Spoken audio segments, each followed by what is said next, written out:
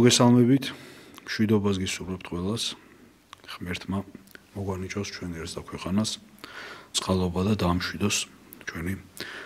მძიმე ეპოქალური გამოწვევებით დამძიმებული ცხოვრება და გარემოებები. დღეს ახლა ცოტა განსხვავებულად ვიქნებით მე და თორნიკე კივილაძე, რადგან გარკვეული მიზეზების გამო ბექა თაუბერი კაპანაძე ჩვენთან ვერ არის. და ტრადიციულად როგორც ყოველთვის განვაგრძობთ და ვისაუბრებთ იმ ყველა რეალურ ფუნდამენტურ პრობლემაზე, რომელიც ჩვენი ერის წინაშე დგას. მრავალად არის ეს გამოწვევები და თითოეული ქართველი ითხოვს ჩვენგან ნათელ გამოხატულ ზნეობრივ პოზიციას, ანუ ჩვენი პოლიტიკური ერთობისგან ის ადამიანები, ის ქართველები, რომლებიც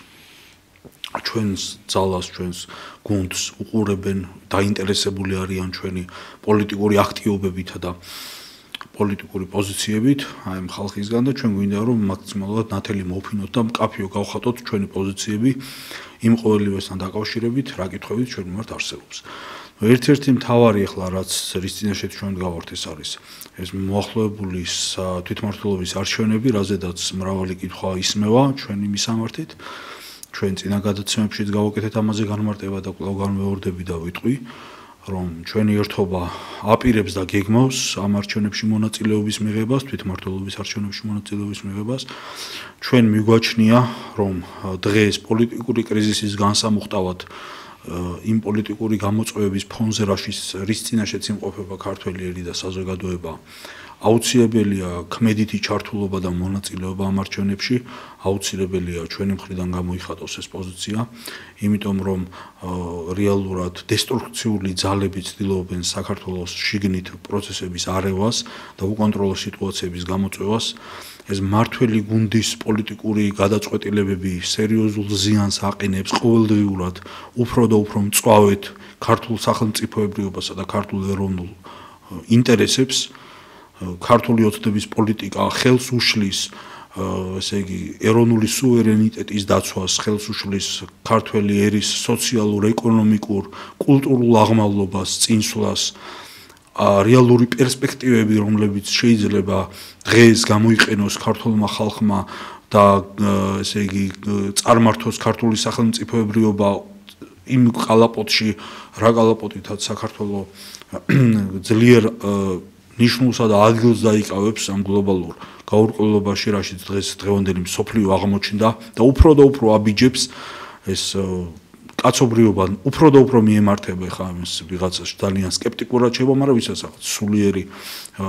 ხედვა, სულიერი აზროვნება, სულიერ ჭრილში გააზრების უნარი აქვს მოვლენებისა, ის კარგად ხედავს და ხვდება, რომ ურთულესი და უმძიმესია ის მოვლენები, რის წინაშეც დღეს კაცობრიობა იმყოფება. უფრო და უფრო მძიმდება, უფრო და უფრო რთულდება ეს ვითარება მთელი კაცობრიობისა და მსოფლიოს წინაშე, მსოფლიოში იძაბება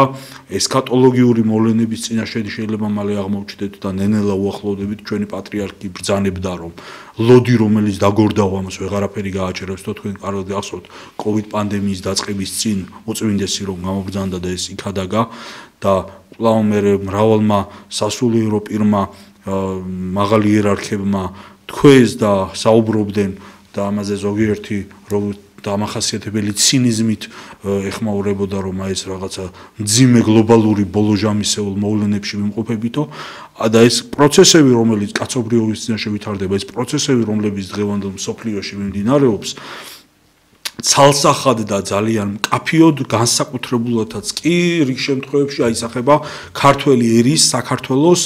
ცხოვრებაზე, ქართველი ერის საქართველოს მომავალზე, ადმყოსა და მომავალზე. ეს ცალსახა და უეჭველი რომ ასეა. და ასეთ ვითარებაში ჩვენ მიგვაჩნია და გვწამს ღრმად, რომ აუცილებელია ეგზისტენციალური მნიშვნელობისაა, რომ ეს ეროვნული ეკლესიური ძალების მეტი ქმედითი ჩართულობა იყოს ქართულ საზოგადოებრივ პოლიტიკურ აქტივობაში, მეტი ქმედითი და ესე იგი რეალური ნაყოფიერი მუშაობაა საჭირო იმისათვის, რომ რაღაცა კრიზისული პროცესები დაიძლიოს, რაღაცეები გამოინახოს გზები იმისათვის, რომ ქართველმა ერმა შეძლოს აი ამ ურთულეს ეპოქალურ გამოწვევებში სწორი გზით სვლა.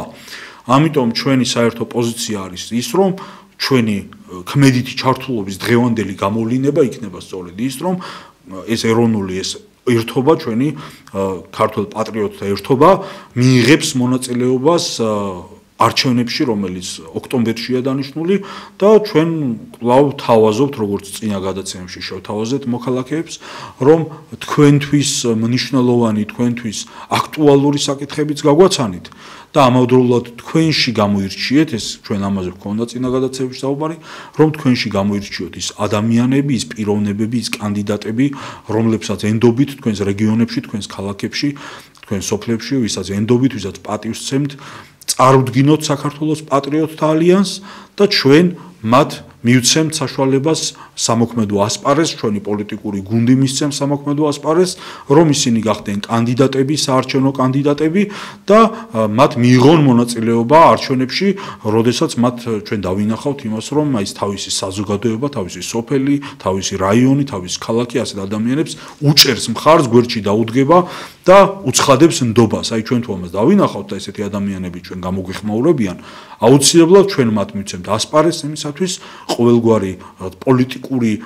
ესე იგი რაღაცა მერკანტილური და სხვა ინტერესების გარეშე უბრალოდ მივცემთ მათ ესეთი ადამიანურ, ქრისტიანულ, პატრიოტულ თანადგომას გამოვუცხადებთ ასეთ ადამიანებს და მივცემთ ასპარეზს იმისათვის, რომ მათ შეძლონ თავიანთი პოლიტიკური იდეებისა და თავიანთი პოლიტიკური მრწამსისა და პატრიოტული განწყობების აქტუალიზაცია ქართული სახელმწიფოებრიობის ცხოვრებაში. ჩვენ მივცემთ ასეთ ადამიანებს ამის საშუალებას და დაუთმობთ ასპარეზს. ანუ დავაყენებთ კანდიდატებად. მერები იქნება, საკრებულოს წარმომადგენლები იქნება თუ გამგებლები. ასეთი კანდიდატები მოგვაწოდეთ, გამოგვეხმაურეთ, ერთად განვიხილოთ, ერთად ვისაუბროთ და მივიღოთ ჩვენ ამისთვის ვემზადებით, ჩვენ ამისთვის ამ პროცესში ვართ ჩართული, ეს პროცესი მიმდინარეობს და ერთობლივ სიას შევქმნით, სადაც აი დაკომპლექტებული იქნება ესეთი ადამიანებით, ეს სიები, რომლებიც ეს სია, საპარლამენტო სია, უпростоრად საკრებულოს და თვითმმართველობების სია, რომლითაც ჩვენ მოქალაქეებს, ასეთ პატრიოტ ეროვნულ ადამიანებს მივცემთ საშუალებას განახორციელონ თავიანთი მიზნები და ამოცანები ერისა და ქვეყნის საკითხილდღეოდ. ეს ერთი საკითხი, რაც მე მინდოდა მეთქვა. ამავდროულად ნიშანდობლივი და ძალიან მნიშვნელოვანია ის და ამას მინდა აუცილებლად გამოეხმაურო და თითოეული თქვენგანის წინაშე ვთქვა, რომ აი ეს შერჩევითი სამართალი, რაც დანერგა სამწუხაროდ ქართულმა ოცნებამ, რომ დღეს Facebook პოსტების და ესე იგი პირადი პოლიტიკური და გარკვეული მოსაზრებებიდან გამომდინარე ხდება ადამიანების მოსმენა, თვალთვალი, ესე იგი დაბარება, მათი გამოკითხვა და დასჯა სახელმწიფოს მხრიდან, ეს ცალსახად შერჩევითი სამართლის ფორმაა, რადგან თუ ერთის მხრივ, ესე იგი პოლიტიკურ ქართული ოცნებისა და მის ირგვლივ არსებული გუნდის რეპუტაციას ლახავს. ესა თუ ის ადამიანი დაუშვათ და მათ სახელმწიფო განუსაზღვრავს სასჯელს, არანაკლებია თუნდაც ქალბატონი ირმა ინაშვილი, რომელიც ეს მაგალითს ვამბობ, რომელსაც გარკვეული დროის წინ ერთ-ერთმა პიროვნებამ მისცა თავისუფლება და თქვენ უსმენდით ობიექტივის ეთერში იყო ამაზე ხოლმე საუბრები, რომ მას ლანძღაოდა, აგინებდა, შეურაცხყოფას აყენებდა, რაღაც თავიანთი პოლიტიკური ინტერესებიდან და პოზიციებიდან გამომდინარე, ამაზე იყო საუბარი ობიექტივის ეთერში და თქვენ ვინც ამ არხს უყურებთ, იცით კარგად რაზე მაქვს მე საუბარი და თუ არის შერჩევითი ეს სამართალი, მაშინ ჩვენ უნდა გავაცნობიეროთ ყოველგვარ დემოკრატიულ პროცესზე და ყოველგვარ ესე ვთქვათ თანამედროვე ცივილურ სახელმწიფოებრიობაზე ლაპარაკიც კი ზედმეტია, მაგრამ თუ ჩვენ თანხმდებით იმაზე, რომ ცივილური თანამედროვე დემოკრატიული სახელმწიფოს მშენებლობის პროცესში ვართ, მაშინ ეს შერჩევითი სამართალი ამ ფორმის არ უნდა იყოს და ნებისმიერი ადამიანის მიმართ ეს თანაბრად უნდა ვრცელდებოდეს კანონის უზენაესობა და არ შეიძლება რომ ქართული ოცნების წარმომადგენელი იყოს კანონით დაცული და ხელშეუხებელი, მას არ ეხებოდეს, ვერ ეხებოდეს, ვერავინ და თუ შეეხება ესე ვთქვათ სასჯელს ექვემდებარებოდეს, ხოლო დანარჩენი ადამიანები სრულიად დაუცველი და უგულებელ ყოფილიყვნენ მართველი პოლიტიკური გუნდის მხრიდან. ჩვენს ერთობას მიგვაჩნია, რომ ეს არის შერჩევითი სამართალი და ეს არის სრული უსამართლობა და დანაშაული, ესე იგი, ქართული სახელმწიფოებრიობისა და დემოკრატიის წინაშე. ამავდროულად ჩვენ გვინდა შევეხოთ აუცილებლად დღეს ერთ-ერთ მთავარ აქტუალურ საკითხს, რომელიც არის მიგრაციის საკითხი, მიგრაციის პრობლემა და ის პრობლემა, რომლის წინაშეც დღეს ქართული სახელმწიფოებრიობა იმყოფება და ამაზე ჩვენ მიმართ უამრავი შეკითხვები მომდინარეობს და ესე იგი ზოგიერთი ადამიანი პრეტენზიის სახით აყენებს, რომ თქვენ ამ თემაზე არ აქტიურობთ, არ რეაგირებთ ჯეროვნად, მაგრამ სამწუხაროდ ჩვენ არ შეგვიძლია ესე იგი მხოლოდ ჩვენ არ მივცემთ თავს უფლებას უბრალოდ რაღაც მხოლოდ პოპულისტური ლოზუნგებითა და მაღალი რაღაც ტრიბუნებიდან გამოსული იდეალების ესე იგი მაღალ ფარდოვანი სიტყვებით საუბრით მხოლოდ ადამიანების გულის მოგებაზე ვიმუშაოთ და რეალური შედეგი ვერ დავდოთ და აი ასეთი რეალური შედეგების დასადებად რომელიც გამოიწვევს რომელიც შეგვაძლებინებს რომ უფრო ქმედითი გახდეს აი ეს ჩვენი ეროვნულ ეკლესიური და ჩვენი პატრიოტული აქტივიზმი ქართულ სახელმწიფოებრივ და სოციოპოლიტიკურ ცხოვრებაში ეს ცალსახად საჭიროებს ქმედით ურთიერთ თანადგომას და საზოგადოების უფრო მეტ ქმედით მხარდაჭერას ამ ერთობის მიმართ ვიდრე დღეს არის მესმის რომ ეს სოციალურ ქსელებში და ტელეეთერებში ზარებით ესეთი მხარდაჭერის რაღაც გარკვეული მუხტი არსებობს ეს ძალიან კარგია მაგრამ ეს არ არის საკმარისი იმიტომ რომ ჩვენ ვიმყოფებით დიდი ეროვნული კატასტროფის რეალურად წინაშე იმიტომ რომ ხდება ეთნიკური ჩანაცვლების პოლიტიკა ჩვენ ამაზე გვქონდა საუბარი უკონტროლო მიგრაცია და აზია-აფრიკის ქვეყნებიდან საქართველოს ტერიტორიაზე საქართველოს დაცლისკენ მიმართული პოლიტიკა მასობრივი გადინება ქართული სახელმწიფოდან ჩვენი მოქალაქეებისა და ავტოქტონური ქართული ეთნოსის და ამას თუ არ მოყვება რეალური ქმედითი წინააღმდეგობა რეალურად ჩვენ ძალიან მალე აღმოჩნდებით დიდი კრახისა და ფიასკოს წინაშე და იმისთვის რომ ჩვენ მოგვეცეს ვიმეორებ ქმედითად წინააღმდეგობის გაწევის უნარი აი ამ დამაზიანებელი პროცესის მიმართ აუცილებელი და რეალურია თქვენი მხრიდან ანუ ჩვენი მოსახლეობის ჩვენი საზოგადოებისა და მოქალაქეების მხრიდან ქმედითი თანადგომა და ქმედითი მხარდაჭერა აი ამ აქტივობებისა ურთიერთ სოლიდარობისა და თანადგომის პრინციპით. აი ეს არის და ეხლა გადავალ თორნიკესთან საუბრით, კითხვით და თორნიკეს განავრცობს იმ ყოველივეს, რაზეც მე მოგახსენეთ. მივესალმები ჩვენს ძვირფას ტელემაყურებელსა და რადიო მსმენელს. მშვიდობას გისურვებთ ყველას. დღეს მშვიდობა ძალიან მნიშვნელოვანია, ვინაიდან ძალიან რთული პროცესები მიმდინარეობს სამწუხაროდ მსოფლიოში გულისხმობ ირან-ისრაელის მასშტაბურ დაპირისპირებას ორივე მხარე ძალიან აქტიურობს ბომბავს ურთიერთს და აი უცხოეთის სიახლეებით დავიწყებ და შემდეგ გადავალ იმ თემებზე რომელიც გეგამ ასე ვთქვათ წარმოგიდგინათ ისრაელის თავდაცვის მინისტრი ისრაელ კაცი აცხადებს, რომ აიათოლა ალი ხამენეის დიქტატურა უნდა დასრულდეს. მისი თქმით, ხამენეის ისრაელის განადგურებას სურს. ისრაელ კაცმა მკაფიოდ აღნიშნა, რომ აიათოლას ბრძანებით პირდაპირ დარტყმები ხორციელდება ისრაელის საავადმყოფოებზე, რაც ნამდვილად საგანგაშოა. ისრაელის თავდაცვის ძალებს მიღებული აქვთ ბრძანება მაქსიმალურად მცირე ვადებში ოპერატიულად დაასრულონ ხამენეის მმართველობა, რომელიც მისი თქმით საფრთხეს უქმნის კაცობრიობასა და ისრაელს. ირანმაც გამოთქვა საკუთარი პოზიცია შეერთებულ შტატებთან დაკავშირებით, კერძოდ ირანის საგარეო საქმეთა მინისტრის მოადგილემ ქაზიმ ღარიბაბადიმ განაცხადა, რომ თუ შეერთებული შტატები ირან-ისრაელის კონფლიქტში უშუალოდ ჩაერევა, ირანის სამხედრო ძალები ამას საკადრის პასუხს გასცემენ. მისი თქმით, თუ ეს მოხდება, ირანის შეიარაღებული ძალები ყველა შესაძლო სამხედრო ვარიანტს განიხილავს. მან მოუწოდა შტატების ხელისუფლებას განზე გადგნენ და ისრაელს შთააგონონ, რომ ომი უნდა დასრულდეს. როგორც ხედავთ, ირანს აქვს საკმაოდ მკაფიო პოზიცია და აცხადებს, რომ დაუშვებელია შეერთებული შტატების ჩართვა კონფლიქტში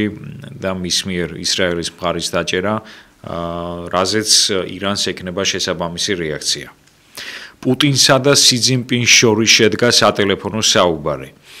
როგორც რუსული მედია იუწყება, მხარეებმა განიხილეს ახლო აღმოსავლეთში მიმდინარე მოვლენები და იმსჯელეს რა როლი უნდა შეასრულონ მათმა ქვეყნებმა ირან-ისრაელის კონფლიქტის დეესკალაციისათვის. ისინი მზად არიან მხარეებს მოუწოდონ საკითხი დიპლომატიური გზით გადაჭრან და უარი თქვან სამხედრო გზაზე. როგორც ხედავთ, აქაც არის ჩვეულებრივი თამაში, კერძოდ რა თამაშია ეს? მსოფლიოს დიდი აქტორები გამოდიან და აცხადებენ, რომ ყველაფერი დიპლომატიური გზით უნდა გადაიჭრას, მაგრამ სახეზე არის ფართომასშტაბიანი ომი, რომელიც განვითარდა ირანსა და ისრაელს შორის და ამას აქვს არკვეული ესქატოლოგიური მნიშვნელობაც, რაზეც გეგა ჩემზე ბევრად უკეთესად ისაუბრებს. ეს არ არის მხოლოდ და მხოლოდ ომი, ასე ვთქვათ, ბირთვული ენერგიის და ბირთვული იარაღის გამო. ეს არის რელიგიური ომი, იმიტომ რომ ჩვენ ვიცით, რომ იუდაიზმი და ისლამი ერთმანეთთან საკმაოდ, ასე ვთქვათ, დიდ წინააღმდეგობაში მოდიან და აქვთ საკუთარი მოლოდინი ებრაელებს, ვთქვათ, მოშიახის მოსვლის, ხოლო მუსლიმებს ეგრეთ წოდებული დაჯალის, ანუ ასე ვთქვათ, ბოროტი ძალის მოსვლის თვალსაზრისით. და ეს არ არის, რა თქმა უნდა, ომი მხოლოდ და მხოლოდ ბირთვული იარაღის გამო. ეს არის ჩვეულებრივად რელიგიური ომი, რომელსაც ძალიან სერიოზული შედეგები მოყვება, ვინც ელემენტარულად ერკვევა ესქატოლოგიურ მოვლენებში. კარგად იცის, რომ ამას მოყვება დიდი მსოფლიო ომები, რაც დასრულდება იმით, რომ შეიქმნება ერთი დიდი ზესახელმწიფო გლობალური მმართველობა, რომელსაც ეყოლება სათავეში ერთი ადამიანი, რომელიც იქნება ბოროტი ძალის მსახური და პირდაპირი განსახიერება ბოროტებისა. რაც შეეხება იმ საკითხებს, რაზეც გეგამ ისაუბრა, მე მიმაჩნია, რომ თუ კი პოლიტიკური პარტია არის აქტიური და მას სურს იყოს ჩართული პოლიტიკურ პროცესში, მან აუცილებლად უნდა მიიღოს მონაწილეობა არჩევნებში, იმიტომ რომ არჩევნები ეს არის ლეგიტიმური გზა საიმისოდ, რათა პოლიტიკურ პარტიას ყავდეს საკუთარი წარმომადგენლები, როგორც პარლამენტში, ასევე საკრებულოებში და თვითმმართველობის სხვადასხვა ორგანოში და მე პირადად მივესალმები თვითმმართველობის არჩევნებში მონაწილეობას, საჭირო არის საზოგადოების ფართო ჩართულობა, ასევე მივესალმები იმ იდეას, რომ ხალხმა თავად გამოირჩიოს ღირსეული მამულიშვილები და ღირსეული ერისკაცები, რომლებიც დადგებიან მერობის კანდიდატებად, გამგებლობის კანდიდატებად, საკრებულოს წევრობის კანდიდატებად და ასე შემდეგ და ამას ასაკვირველია მე ყველანაირად ვეთანხმები და მივესალმები. რაც შეეხება იმ ცილისწამებლურ კამპანიას, რომელიც აგორდა პატრიოტთა ალიანსის წინაშე, თქვენ ამ დღეებში შეიძლება დღესაც შეიძლება იხილოთ ვიდეო, სადაც ქალბატონი ირმა ინაშვილი გამოდის და ასე ვთქვათ, იცავს თავის პოზიციას, თავის რეპუტაციას, იმიჯს, კერძოდ მას ერთ-ერთმა მოქალაქემ მიაყენა შეურაცხყოფა და ამ ყველაფერზე ქალბატონმა ირმამ საკადრისი პასუხი გასცა, მოხდა მისი დაბარება მედიის კომისიაზე, სადაც მან ძალიან ღირსეულად გაართვა თავი დაკისრებულ მისიას. აი ეს მინდოდა მეთქვა გეგა. კი ბატონო, ეხლა მე მინდოდა კიდევ ახლა შევხებოდი იმ საკითხს, აი რაც თორნიკემ ელაპარაკა. ეს არის ირან-ისრაელის კონფლიქტის მოვლენები და აი ამის გააზრება ესქატოლოგიურ წრეში მე თუ გახსოვთ, ну ვიც გვისმენ და ალბათ ახსოვს, მოვიყვანე მაგალითი გერონდა თეოდორე ნილასის წინასწარმეტყველება, ეს არის დიდი მამა, რომელიც 2016 წელს გარდაიცვალა. ეს იყო აგიოფანტის მონასტრის ერთ-ერთი ხუცესი ბერი, მოღვაწე მამა. შემდეგ ეს ადამიანი გადავიდა კრეტის მთებში არსებულ ერთ-ერთ გამოქვაბულში და იქ დაეყუდა, დაყუდების 8 წელი იტვირთა. ეს იყო ძალიან დიდი მოღვაწე, ვისაც მასთან პირადი შეხება ქონია, მე ასეთ ადამიანს ვიცნობ და მისგან ვიცი, რომ ესეთი მჭრეტელი, გამბრძნობილი, სული წმინდის ნიჭებით ახსებული ადამიანი იყო, როგორც მას ასე ახასიათებენ, მომავლის მცოდნე, წარსულის აწმყოსა და მომავლის დაფარულის მცოდნე ადამიანი. დიდი მოღვაწე ბერი, გერონდა თეოდორე ნილასი. აი ამ მამამ 2009 წელს მეუფე ნეოფიტე არის ესეთი პიროვნება, რომელსაც გაანდო ესაუბრა, რომ აი ყველანაირის ბოლო ჟამის ესქატოლოგიური მოვლენებიო, რომელიც რომელზეც მე წეგან მოგახსენებდით, დაიწყება ერთ დილას, როდესაც თქვენ ყავის მასში იქნებით გართულიო, მე სოციალურ ქსელშიც გამოვაქვეყნე და გადაცემაშიც ვილაპარაკე. ერთ დილას, როდესაც თქვენ იქნებით ყავის დალევის პროცესში გართული, თქვენ ტელეეთერებიდან მოისმენთ, რომ ირანის ბირთვული პროგრამა დაბომბა ისრაელმა ამერიკის შეერთებული შტატების მხარდაჭერით 2009 წელს უთხრა ასეთი რამე. აი ამას მოყვება უკვე ერდოღანის დამხობაო და ანუ თურქეთის პროცესი და შემდეგ ეს გაგრძელდება უკვე აი გლობალურ დიდ მასობრივ განსაცდელებში გადაიზრდება, რომელიც ბოლოს უკვე უნდა დაგვირგვინდეს, აი ამ ანტიქრისტეს გამეფებით და ეს ახლა რამდენ წელში და როგორ გაიწელება და როგორ გაგრძელდება, ეს ძალიან რთული სათქმელია და ამას ესე ჩვენ ვერ ვიტყვით კონკრეტულ ვადებზე საუბარი, ტყუილი იქნება. მაგრამ აი ამ მამამ ნამდვილად თქვა ეს 2009 წელს, რომ ეს იქნება საწყისი ბიძგი იმ ყოველივეს დაწყებისა,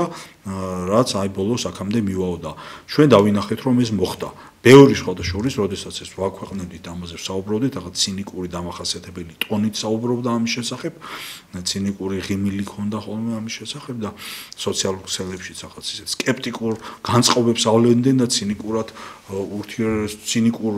ფორმებს გამოავლენდნენ ხოლმე თავიანთი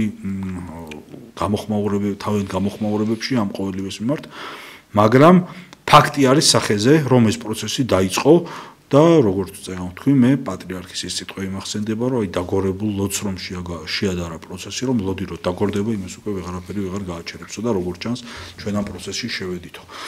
და სამწუხაროა, რომ დღეს მიუხედავად იმისა, რომ ჩვენ აი ესეთ მძიმე ამ სულიერ ესე იგი განსაცდელებით ახსავს ეპოქაში ვიმყოფებით, კვლავაც ვერ გულისხმობ ყავით როგორი არის ქართველი ერის ნება, როგორი არის ქართველი ერის მიზანი და ისევ კვლავ გრძელდება პოლიტიკურ ველზე ის ურთიერთ ქიშპი, ის ურთიერთ დაპირისპირება, ურთიერთ გინება, მტრობა, ის სიზული, ზიზღი, წყევლა, გინება, ყველანაირი სიბინძურე, რომელიც არავითარ შემთხვევაში ჩვენთვის სასიკეთოს არაფერს არ მოიტანს, პირიქით ეს იქნება ყველანაირი თვალსაზრისით დამაზიანებელი და უკან დამხევი ჩვენი ქვეყნისა და ერისათვის. და იმისათვის, რომ ჩვენ გამოვერკვეთ აი ლაოძის სიტყვები ხშირად მომყავს ხოლმე უწოდეს სნეულება და გაგეცლება სნეულება და აი ჩვენ უნდა გულისხმავ ვყოთ რა არის ჩვენი ეროვნული მისია, რა არის ჩვენი იდეა იმისა, რის გარშემოც უნდა ვკონცენტრირდეთ, გავერთიანდეთ და დავისახოთ ის ნიშნული და მიზანი, რაც არის ქართველი ერისთვის ამოსავალი და ფუნდამენტური და ეს ცალსახადე ყოველთვის ისტორიულად რაც ქართველმა ერმა მტკვრისა და არაგვის შესართავებთან ნათელი იყო და რაც ქრისტეს ესე იგი შეუდგა საქართველოს და ქართველი ერი ჯერ მოციქულთა მიერ პირველ საუკუნეში, როდესაც მათ შემოიტანეს კვართის ჯერ როდესაც მათ საქართველოს სულიერ მისია დაიძრა, როდესაც მათ იწამეს ქრისტე, შემოიტანეს ქრისტეს სარწმუნოება, უпростоრად შემოიტანეს და უქადაგეს ქართველებს, როდესაც ელიოზმა და ლონგინოზმა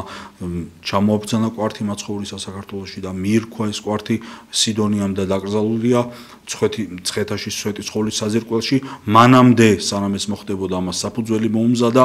როდესაც ჩვენთან ჩამობრძანდა წმინდა ელია თეზბიტელის ხალენი, სასწაულმოქმედი ხალენი და აი ამ ყველაგვარი ჩვენი თეომისტიური საფუძვლები ჩვენი სულიერი კულტურისა და ჩვენი ისტორიული გზისა, ესე იგი მრავალი საუკუნეების განმავლობაში ვითარდებოდა, ემზადებოდა ფუნდამენტს უქმნიდა საქართველოს და ამზადებდა აი ბოლო ჟამისეული ბრძოლებისთვისა და განსაცდელებისათვის, როგორც ეს არის ნაწილსამოწყალები, ჩვენ აი გვახსენდება იოანე ზოსიმეს სიტყვები, რომ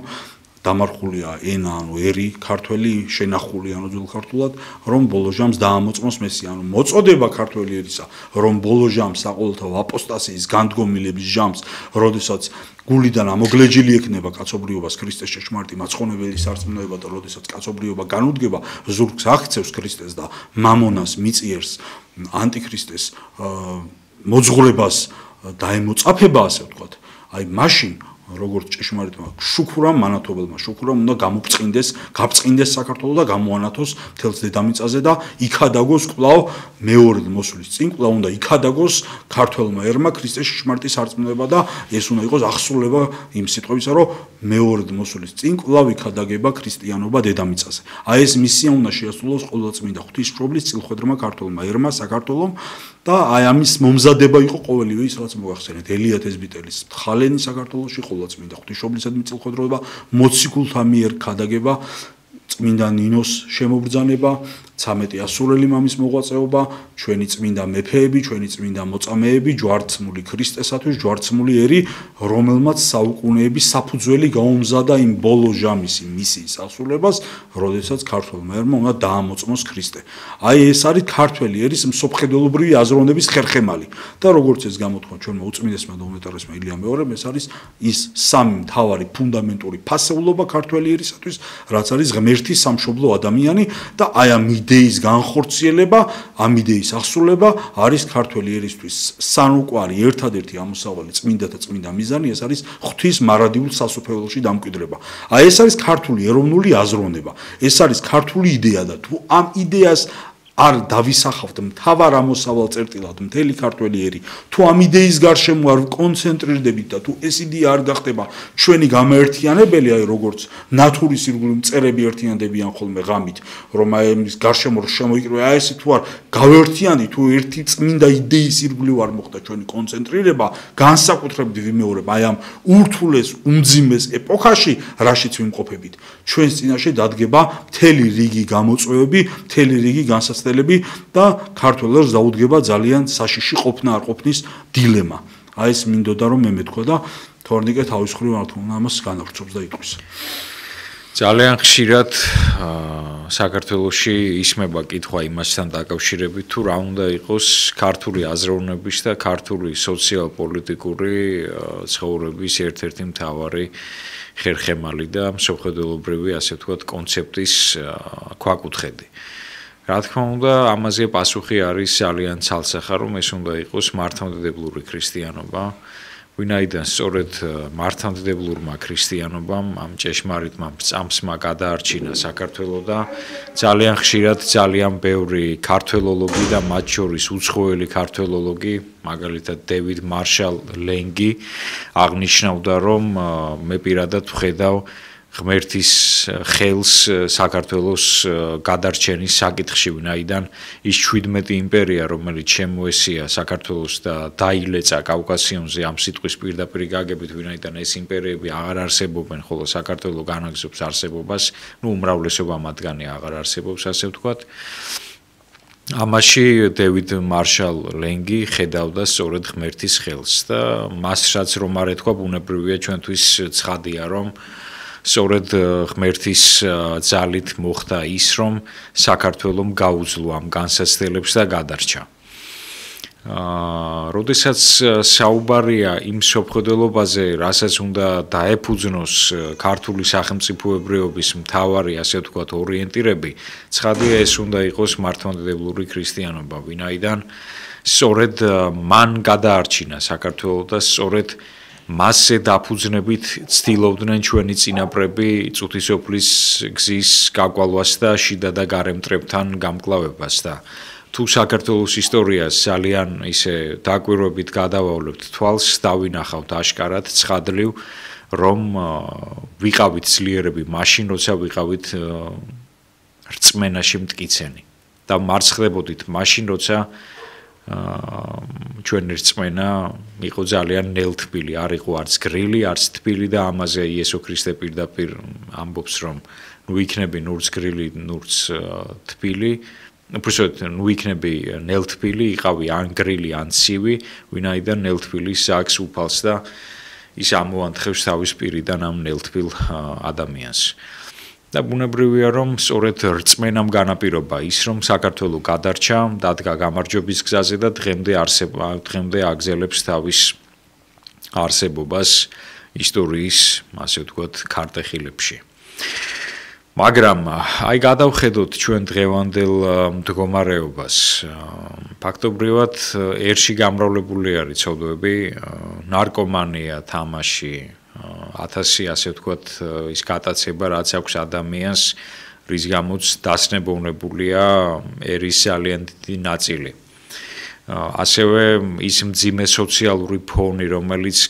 მე ვიტყოდი პირდაპირ დაუფარავად გადაჭრით, რომ ეს სოციალური ფონი ჩვენი ბრალია. კი მე მესმის, რომ საქართველოში ძირითადად ხალხი აპროტესტებს იმას, რომ ვთქვათ რწმენას უტევენ, რელიგიურ მრწამს უტევენ, შეტევა ხორციელდება მასზე, ვთქვათ იქ სამართლიანობის პრინციპები ერღვევა და უსამართლოდ ლახავენ ადამიანის უფლებებს. მე მივესალმები ასეთი საკითხების აქტიურ გაპროტესტებას, მაგრამ ამავდროულად ჩვენ მხედველობიდან არ უნდა გამოგვჩეს სოციალური საკითხები. ვინაიდან სწორედ სოციალურ გარემოში გვიწევს ჩვენ არსებობა და ჩვენი ეკონომიკური პრობლემები პირდაპირ ეხება ჩვენს ოჯახებს და ამაზე აუცილებლად ქართველმა ერმა უნდა ამოიღოს ხმა, იმიტომ რომ რეალურად დასაქმების ორი გზა არსებობს, უпростоრად სამი გზა არსებობს. ერთი რომ საკუთარი ბიზნესი შექმნა და ამუშაო, მეორე ვთქვათ ინტერნეტში დადებულ განცხადებას გამოეხმაურო და განაცხადი შეიტანო, შენი CV გააგზავნო და მესამე ეს არის ის რომ ახლობლის დახმარებით რომელიც გაგიწევს რეკომენდაციას, სადმე სადო ბედი და ასე ვთქვათ შეიტანო განაცხადი და ნუ გამარჯვების შემთხვევაში ასე ვთქვათ დაიკავო შესაბამისი თანამდებობა, შესაბამისი პოზიცია. თუმცა ნუ ნეპოტიზმი კიდე ცალკე საკითხია, იმიტომ რომ სამწუხაროდ სწორედ ასე ნაცნობ მეგობრობით ხდება სამუშაო კადრების არჩევა და ამას რასაკვირველია ჩვენ არანაირად არ მივესალმებით. და აი ამ სოციალურ საკითხებზე ქართველმა ერმა აუცილებლად უნდა ამოიღოს ხმა, იმიტომ რომ არ შეიძლება 21 საუკუნეში 500, 1000, 1500 ლარზე მუშაობდეს ერთი კონკრეტული პიროვნება. იმ 1500 ლარიან სამსახურებშიც იმხელა მოთხოვნები არის დაწესებული, რომ მართლაც პილოტის გამოცდილება უნდა კონდეს, რომ იქ დასაქმდე და აი საკითხები ძალიან მაწუხებს მე პირადად და ადრე ერთ-ერთ გადაცემაში აღვნიშნე კიდეც, რომ დაახლოებით 160,000 ადამიანამდე საქართველოში მუშაობს 600 ლარზე ნაკლებ ხელფასზე და ეს არის კატასტროფული მაჩვენებელი. და ამას შედეგად მოყვება ის, რომ სამუშაო პირობების არაჯანსაღი, ასე ვთქვათ, კონტექსტის გამო ქართველი ადამიანი, საქართველოს მოქალაქე, ჩვენ ქართველში მხოლოდ ეთნიკურად ქართველს არ გულისხმობთ, ამ ქვეყნის შვილებს გულისხმობთ მის მკვიდრ მოსახლეობას. იძულებულია რომ ლუკმაპურის საშოვნელად და ხაზგასმით ვამბობ, ლუკმაპურის საშოვნელად და არა ფუფუნების საძიებლად. და ამაში შეიძლება ვიღაცა არ დამეთანხმოს, მაგრამ ეს ასეა. საქართველოს მოქალაქე მიდის საზღვარგარეთ 9-მთას იქით და იქ უწევს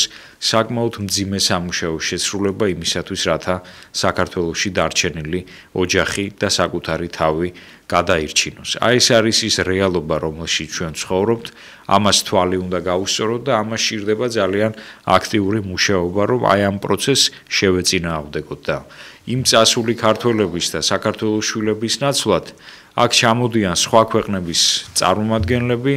რომლებიც იაფი მუშახელიც არიან და ბევრ დამსაქმებელს აწყობს მათი ყოფნა ჩვენს ქვეყანაში და ისინი ფაქტობრივად ახორციელებენ ეთნიკურ ჩანაცვლებას. ერთ საკითხსაც შევეხები გეგა და შემდეგ ისევ შენთან გადმოვალ სიტყვით, აი ძალიან ხშირად საზოგადოებაში არის საუბრები იმასთან დაკავშირებით, უნდა გაიყიდოს თუ არა ქართული სასოფლო-სამეურნეო მიწები უცხოელებზე. ამაზე პატრიოტთა ალიანსს და მისი ქოლგის ქვეშ მყოფ ორგანიზაციებსა თუ პარტიებს ძალიან მკაფიო დამოკიდებულება აქვთ. კერძოდ საუბარია იმაზე, რომ ჩვენ ვეწინააღმდეგებით ქართული სასოფლო-სამეურნეო მიწების უცხოელებზე მიყიდვას, ვინაიდან მიგვაჩნია, რომ მიწა არის ის რესურსი, რომელიც მთლიანად უნდა მოხმარდეს ავტოქტონი ერის მკვიდრი მოსახლეობის, ასე ვთქვათ, საჭიროებებს და მიწა არის ის რესურსი, რამაც უნდა დააპუროს ქართველი ერი და მით უმეტეს იმ პირობებში, როცა საქართველოს ტერიტორიების 22% არის ოკუპირებული, ასეთ პირობებში მიწის გასხვისება რასაკვირველია დაუშვებელია. ამაზე ჩვენ ძალიან ხშირად გვქონია პოლემიკა, დებატები სხვადასხვა პოლიტიკურ პარტიასთან. სადაც ასევე კაფეოდ ვაფიქსირებდით ჩვენს პოზიციებს, მაგრამ ყოველთვის იყო ხოლმე ცინიკური დამოკიდებულება, მერე რა თუ ქართული მიწა გაიყიდება უცხოელზე, ამაში ჩვენ ვერანაირ პრობლემას ვერ ხედავთ, აცხადებდნენ ისინი და ატარებდნენ, მთავრობებიც ატარებდნენ იმ პოლიტიკას, რომელიც პირდაპირ ეწინააღმდეგებოდა ქვეყნის სახელმწიფოებრივ ინტერესებს. ნამდვილად ესეა და მე წეღანაც ვთქვი, აი ორიენტირზე გავაკეთე აქცენტი. პატრიარქს აქვს ნათქვამი ის ძალიან კარგად რომ არც მეფეს, არც პრეზიდენტს, არც პატრიარქს არ აქვს უფლება გაყიდოს ქართული მიწა და არა მხოლოდ ეს აქვს ნათქვამი, კიდევ ძალიან ბევრი რამ აქვს უწმინდესა და უნეტარეს ილია მეორეს ჩვენთვის ნათქვამი და ნაკადაგები წლების განმავლობაში. რისი სრული უგულებელყოფაც ხდებოდა ბოლო 30 წლის განმავლობაში არსებული ხელისუფლებების მხრიდან და ეს ადამიანები როგორც ყოველთვის ეს აღდგომას, შობას, ესეთი ლიტურგიებზე და დიდ დღესასწაულებზე დიდი ყელაპტრებით და ასევე აი სადღაც კოლექტიურ შეხვედრების დროს უწმინდესის გვერდზე ფოტო აპარატის ობიექტივში მოხვედრას ხშირად ცდილობენ და ცდილობდნენ და მე ამ პოზირებას ძალიან იმაშებოდნენ, განავრცობდნენ საქართველოს მოსახლეობაში, რომ აი როგორი მორწმუნეები არიან ამას და ანახებდნენ ხოლმე საქართველოს საზოგადოებას, მაგრამ რეალურად იმდენი ინიციატივა და იმდენი საინტერესო რამ აქვს ნათქვამი უწმინდეს, რომელიც არ შესრულებულა და არავის არაფერში არ გაუთვალისწინებია სამწუხაროდ, რომ აი კიდევაც მოგვიყვანა ჩვენ აქ, იმიტომ რომ როდესაც ერის წინამძღვრად, სულიერ წინამძღვრად დადგენებულ მწყებს თავარს არ უსმენს და მისი ლოცვა-კურთხევისა და მწყებსობის ქვეშ არ იმწყმსება და არ იმყოფება, ერი საზეპურო, ერი უფლის ერი, ხო, მართლმადიდებელი ერი. ის აუცილებლად დაიჯება და აი ამ სასჯელის ქვეშ ვიმყოფებით. რეალურად დღეს ის ყველაფერი რაც ხდება არის აი ყველაფერს აქვს თავისი სულიერი მიზეზები და ადამიანს ეს ჯერა თუ არ ჯერა სულიერი კანონი სამყაროში მოქმედებს. შენ თუ ემორჩილები სულიერ კანონს, შენ ღებულობ მადლს და შენ ღებულობ წყალობას. შენ თუ ეურჩები სულიერ კანონს, არ ღებ სულიერ კანონს, შენ იმყოფები მეტაფიზიკურად სასჯელის და განსაცდელის ქვეშ. იჯები ეს ცალსახად ასეა და მხოლოდ სინანული და სინანულის ცრემლი გამბანს აი ამას და შემოაბრუნებს, ესე იგი, წყალობისკენ შენსკენ ყველაფერს და აი ეს სინერგია რომელიც ჩვენ დაკარგული გვაქვს, ანუ ურჩობა გვაქვს ღვთის წინაშე, აი ეს არის იმის გაუცნობიერებლობა, რომ ღვთისმცნება ეძიეთ უპირველესად სასუფეველი და სიმართლე მისი და ეს ყოველი შეგეძინოთ, ჩვენ ერთში არ არის სათანადო სიმაღლეზე და დროა რომ პოლიტიკამაც შეიძინოს ეს კონტექსტი, ანუ პოლიტიკა უნდა გავხადოთ ჩვენ ქრისტიანული. აი მე საუბარი გადაცემის დაწყებაში დავიწყე, რატომ არის ეგზისტენციალურად აუცილებელი ეროვნულ-ეკლესიური ძალების ჩართულობა პოლიტიკურ პროცესში და რატომ არის უმნიშვნელოვანესი ეგზისტენციალურად ფუნდამენტურად მნიშვნელოვანი, რომ ესეთი ეროვნულ-ეკლესიური ძალები გახდნენ პოლიტიკის შემოქმედნი და პოლიტიკურ პროცესში ქმედითი მონაწილეობის მიღებნი. იმისთვის, რომ ამ პოლიტიკურმა ჯგუფებმა დასახონ ეს მიზანი, ეს პოლიტიკა, ქრისტიანული პოლიტიკა აწარმოონ, რომ ეძიეს სასუფეველი და სიმართლე მისი და ეს ყოველი შეგეძინოთ. ანუ ღვთის სამართლის მაქსიმალური განხორციელება და აღსრულება ჩვენს კანონმდებლობაში, ჩვენს ყოველდღიურ სოციალურ პოლიტიკურ ცხოვრებაში, ღვთის სამართლის მიერ წარმართვა ჩვენი პოლიტიკური, სოციალური, საზოგადოებრივი ცხოვრებებისა და ამისათვის რომ მოგვეცეს და მოეცეს ასეთ ძალებს, ეროვნულ ეკლესიურ მორწმუნე ძალებს მიეცეს ეს ამოქმედო ასპარეზი, კვლავ ვიმეორებ, რომ აუცილებელია მრევლის მორწმუნე საზოგადოების ქმედითი ჩართულობა და ქმედითი თანადგომა, რომ აი ეს ქართული ეროვნული იდეა, ღმერთი სამშობლო და ადამიანი ცოცხლად განხორციელდეს, აი ეს ცოცხლად განვახორციელოთ, ქმედითი ცოცხალი განხორციელება ამას მხოლოდ მოყვება ერთობით, რათა როგორც პატრიარქი ბრძანებდა, ქართული იდეა განხორციელებდა მაშინ, მხოლოდ როდესაც გაერთიანდება საზოგადოების ეკლესიისა და სახელმწიფოს ძალისხმევაო და აი ჩვენი ფუნდამენტურად მნიშვნელოვანი ერთ-ერთი მთავარი მიზანი პოლიტიკაში არის ის, რომ ქართული სახელმწიფო დავაყენოთ იმ რელსებზე, რომ გაერთიანდეს ეკლესიის, საზოგადოებისა და სახელმწიფოს ძალისხმევა და ამ სამი ძალისხმევით, ეკლესიის, საზოგადოებისა და სახელმწიფოს ძალისხმევით ერთობით განახორციელოთ ქართული ეროვნული იდეა და ამით ვისწრაფოთ ერთობით ჩვენი სანუკვარი მარადიული მიზნისთვის, რაც არის ღვთის სასუფეველი. აი ეს არის ერთადერთი ცალსახა და ერთადერთი მიზეზი, რატომაც ჩვენ პოლიტიკაში ვიმყოფებით და მხოლოდ და მხოლოდ ის მიზანი, რატომ ვიყენებთ ჩვენ ამ პოლიტიკურ ინსტრუმენტს, როგორც იქნება ეს პოლიტიკური პარტია თუ რაიმე სხვა საჭიროება და სხვა ინსტრუმენტი და ჩვენთვის გამოსაყენებელი ხელსაწყო, ასე რომ ვთქვათ, რასაც ჩვენ ვიყენებთ და ვაკეთებთ. იქნება ნებისმიერი სხვა. ეს ჩვენ თუ ადამიანები ჩვენ ახლა ბევრი ადამიანი ამას შეიძლება პოპულიზმად ჩაგვითვალოს, შეიძლება ბევრმა ადამიანმა ჩათვალოს, რომ ესე იგი ჩვენ მეტყველებთ, მაღალ ფარდოვნად მჭერმეტყველებთ და ასე შემდეგ, მაგრამ აი ამისათვის დავიწყე საუბარი, რომ ჩვენ კი არ მოვდივართ და ჩვენ კი არ გიყენებთ, რომ აი ესე იგი ძალიან კარგი პიროვნება და შეგვიძლია თორნიკე კივილაძე და თქვენ ხმა მიეცით თორნიკე კივილაძეს აირჩიეთ, იმიტომ რომ ეს არის ჭეშმარიტი ქართველი მამულიშვილების ეტალონი. აი ამ კონტექსტით ჩვენ არ მოვდივართ თქვენთან საუბრით. ჩვენ პირიქით გთავაზობთ ჩვენ საზოგადოებას, რომ თქვენს წიაღში გამოარჩიეთ ნამდვილი მამულიშვილები, თქვენს წიაღში გამოარჩიეთ ის პატრიოტები, ის ქართველები, რომლებსაც თავად თქვენ დაუდგებით გვერდში, თავად თქვენ უერთგულებთ და თქვენ გაჰყვებით მას, დაუჭერთ მხარს, დაუდგებით გვერდში, იქნებით თანამებრძოლები მისი, ურთიერთჯვრის მტვირთველები იქნებით მასთან ერთად. აი ესეთი ადამიანები გამოირჩიეთ, შემოგთავაზეთ, დაგვიკავშირდით და ჩვენ ასეთი ადამიანები დავაკომპლექტებთ იმ სიას, იმ საარჩევნო სიას. აი ეხლა ეს კონკრეტული ქმედითი რეალური ნაბიჯია ეს, რასაც თქვენ გთავაზობთ, ჩვენს ამორჩევლსა და ჩვენს მსმენელს. აი ესეთი ადამიანები გამოარჩიეთ, ესეთი ადამიანები მოგვაწოდეთ და მათ მიეცემათ ასპარეზი ჩვენი წიაღიდან, ანუ ამ პატრიოტთა ეროვნული ერთობის წიაღიდან, რომ მათ თავიანთ ქალაქებში, თავიანთ მუნიციპალიტეტებში, თავიანთ სოფლებში, რაიონებში მიიღონ არჩევნებში მონაწილეობა, განახორციელონ ქმედითი ნაბიჯები, ქმედითი პოლიტიკა, აირჩიეთ ესეთი ხალხი, დაუდეხით მათ გვერდში და მათთან ერთად განახორციელეთ ქართული იდეა და მათთან ერთად იბრძოლეთ საქართველოსათვის. აი ეს არის ჩვენი შემოთავაზება თქვენდამი და არა ის რომ ესე იგი მე ისეთი კარგი ვარ და აი ხმა მომეცი. აი ამას ეს არის მიუღებელი ურთიერთობის ფორმა, რომელიც უნდა შეიცვალოს და გავხადოთ პოლიტიკა სახალხო, ეროვნული და მივაღწიოთ ეროვნულ ერთობას, თანხმობასა და ერთსულოვნებას. აი ეს არის ჩვენი მიზანი და პრიორიტეტი. დავამატებდი იმას, რომ ნამდვილად უნიკალური შეთავაზებაა, როცა პოლიტიკური პარტია და პოლიტიკური ერთობა, მით უმეტეს ეროვნული ერთობა, სთავაზობს ადამიანებს, ამა თუ იმ სოფელში თუ ამა თუ იმ ქალაქში მცხოვრებ საქართველოს მოქალაქეებს, რომ თავად აირჩიონ ის პირები, რომლებიც წარმოდგენილნი იქნებიან საკრებულოებში, მუნიციპალიტეტებში, მერიებში და ასე შემდეგ და ეს ნამდვილად უნიკალური შესაძლებლობაა და ეს ხალხმა აუცილებლად უნდა გამოიყენოს ვინაიდან თუ კი საუბარი არის სახალხოებაზე და ეროვნულობაზე, ამ შემთხვევაში სწორედ ხალხი უნდა იყოს ჩართული ამ პროცესში და ხალხს უნდა ჰქონდეს მაჯისემაზე ხელი და ხალხმა უნდა გამოირჩიოს საკუთარ თავში ის ღირსეული შვილები, რომლებიც შემდეგ, ასე ვთქვათ, ამა თუ იმ ორგანოში იქნებიან წარმოდგენილნი და რაც შეეხება რელიგიას და პოლიტიკას, რა თქმა უნდა, რელიგია და პოლიტიკა ერთმანეთისგან გამიჯნული უნდა იყოს. სასულიერო დასს აქვს თავისი ამოცანა, პოლიტიკოსებს თავისი, მაგრამ ეს არ ნიშნავს იმას, რომ